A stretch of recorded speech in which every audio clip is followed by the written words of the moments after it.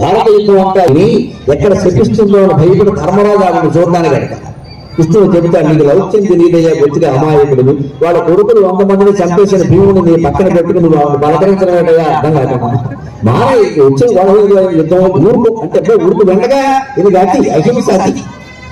ధర్మరాజు అంటే అహింస అతి అహింస. అహింస కూడా అతి పనికిరాదు. హింస ఎలాగైతే అతి పనికిరాదు అహింస అంతే. అంత అతి మంచితనం పనికిరాదు. ఇది మంచితనం ఎక్కువ.